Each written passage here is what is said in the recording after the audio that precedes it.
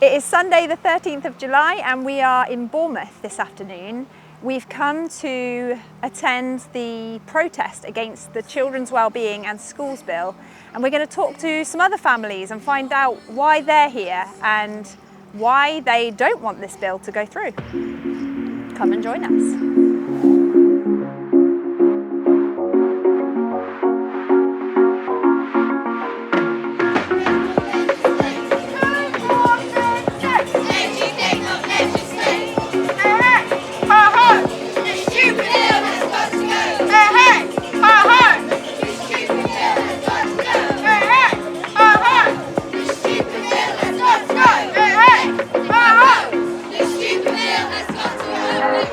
To hear why you're here today and what it is about the bill that you're not happy with.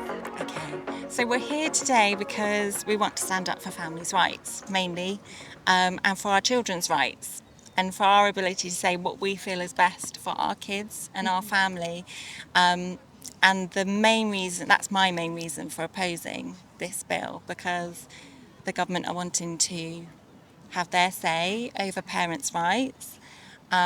And there will be less choice for our kids, and of course school doesn't suit every kid, and those kids who are in school will be affected too. So those that are in school, especially those with additional needs, they won't be able to change schools if they want to. If this new bill comes in, the state will be able to override parents' choice on that, which is really quite frightening. And I think as parents we really need to take notice of what's happening, what this new bill might mean, and also for those families that are home educated who've decided to either take their children out of school or who've always home educated, their rights will be diminished. So we'll have to provide more data on our children, where they're being educated and when. So we're concerned about our data being breached. And we're also just concerned about our ability to choose for our kids, what's best for them. We know our kids, we know what's right for them, we know what their needs are, and we are passionate about doing what's best for them, and we don't need anybody else telling us that they know our families better than us. So that's what we're here for today. Thank you so much for sharing with us. Are you welcome? For being here. Thank you. So I'd love to hear why you're here today and what is it about the bill that you aren't happy with? Okay, so I'm a home educator. I've always home educated my daughter. It's been a choice, a freedom of choice, which is really important, and I think the bill is really creating legislation to take choices away from parents, which I think, for the future, for future generations, is really important. And also for SEND children, I think there's a big issue there. My daughter's dyslexic, and we've really helped her learn in her own time. There's been no pressure. We've used different ways of learning, and she's really thriving. We've really put things in front of her. She's very creative, so that she's able to follow a path and thrive rather than feel less than. And I think also, really, it's the choices for parents that are being taken away that's really vital. Thank you so much for sharing your thoughts. Yeah, thank you for being here today.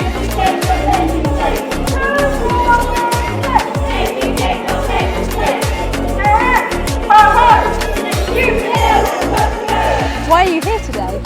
So we're here today because home education is a freedom that all parents in the UK enjoy, and it's being threatened by the new schools bill, which unfortunately is destined to take rights away from parents and invade our privacy, invade our choices, and this is just not something that we're prepared to put up with.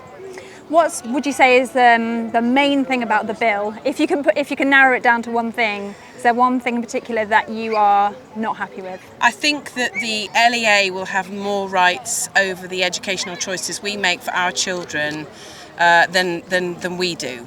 Ultimately, I've chosen to home educate my 4 children. I'm an ex-teacher of 11 years experience. The school system was inadequate in my opinion then, that was 10 years ago, and it's inadequate now. I am more than perfectly capable of making education decisions for my children. Both my oldest 2 have GCSEs, and my oldest is on a fledgling career as a builder now and is doing very well for himself. And so we don't need people to make these decisions for us. They're my children. Me and my husband will make the decisions that are right for them. Thank you so much for sharing with us. No problem, and being Lucy. here today. Thank you. It's nice to meet you.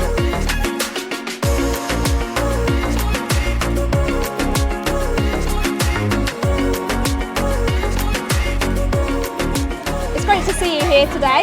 Thank you. Can you tell us a little bit about why you're here?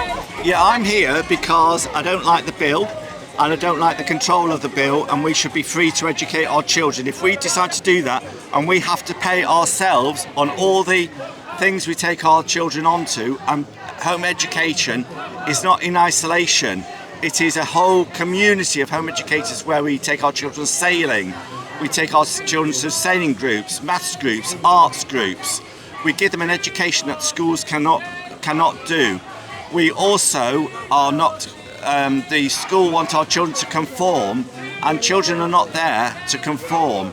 They are, if a child has got a square peg in a round hole, the school cannot deal with that, and then they exclude the children, which is what's happened to 2 of my children who are actually in formal education.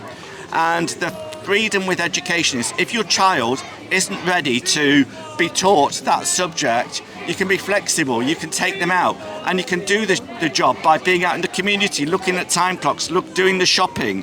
When we're going to charity shops, he's added up the amount we spent before they put it through the till. That's how good home education children are. They're also, if they've got needs, their needs are attained and they're given within the home. The bill that's coming in is to control parents and not give the education to the children that they solely need, which can be done by the parents in the home, in the local community, which is far more advantageous to the child and to our children of today. Our children of today and tomorrow will only aspire if they're allowed to, and this bill is withdrawn immediately. Thank you for sharing your thoughts with us. Thank you.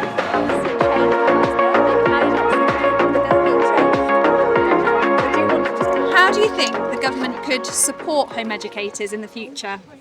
I think that they could start by funding our children's exams. At the moment, it's really difficult for children to be able to access the GCSEs, be it through the exam centres or going to schools and approaching them to see if they can grab a space. It's really expensive. I just paid £300 for my daughter to do an art GCSE, and school standards are 8 to 9 GCSEs. Adds up to a lot of money.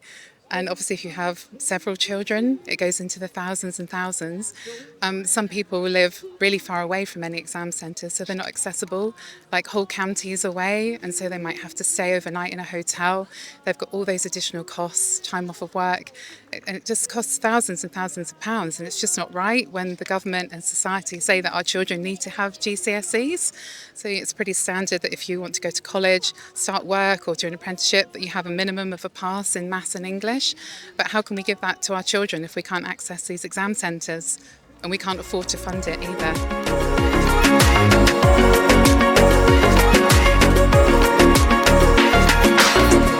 The Children's Wellbeing in Schools Bill. It sounds like it should be a positive thing, right? So why are so many home educating parents really concerned about the contents of this bill? The major thing that stands out is that parents are concerned about the government overriding the parent. They're concerned about local authorities overstepping. They're concerned that people within the government are ultimately the ones making the decisions about what is best for their child. My question is, what training do these people in these positions have? Do they have an understanding of child development? Do they understand different educational philosophies? They're making huge decisions that will impact a child's life. So the least they should have is this knowledge. And yet, what accountability do they have when they make these decisions? The second concern is about data. Firstly, the amount of data that the government is proposing that parents provide in this new register. And secondly, the security of this data, because parents will be asked to provide sensitive information. And with reports of data breaches, parents want to be sure that this data is safe, and that if it is not safe, that the government is held accountable. The amount of data that they're being asked to provide would mean that parents would provide information like where their child goes swimming, when they go to brownies, to scouts, maybe Sunday school. But children who are at school, their parents don't have to provide this data. So it seems that the government is almost in opposition here, rather than supporting parents who are home educating and who have made massive sacrifices to do it. This bill is being introduced under the guise of safeguarding, but as was pointed out in the House of Commons earlier this year in a debate about this bill, there are laws already in place to protect children, and it was actually the local authorities who failed to uphold these laws which led to vulnerable children not being protected. Jennifer Chalkley, Oscar Nash, Sarah Sharif. Surrey County Council objectively contributed to their death by ignoring existing legislation, specifically in relation to Sarah. On that point, Surrey County Council ignored existing legislation and failed to comply with existing legislation. So how on earth are we meant to believe that new legislation alone will be enough? So why is more legislation being proposed? Surely it would be better to concentrate on upholding the existing legislation and focusing our efforts there. Finally, if a parent feels that the local authority is not acting in the best interests of their child, or if the local authority does not understand the way in which a parent is educating their child at home, the power lies with the local authority. They could issue a school attendance order, and that could lead to fines. A parent has a short window in which to appeal during this process, and they could face fines and in extreme cases, imprisonment. If you're watching this video and you weren't aware of what is going on, or perhaps some of the contents of this bill, I'd highly recommend that you go away and have a look at it for yourself. Please don't just take other people's word for it. And please write to your MP with any concerns that you have. They are there to voice our concerns. Thank you for listening. Bye.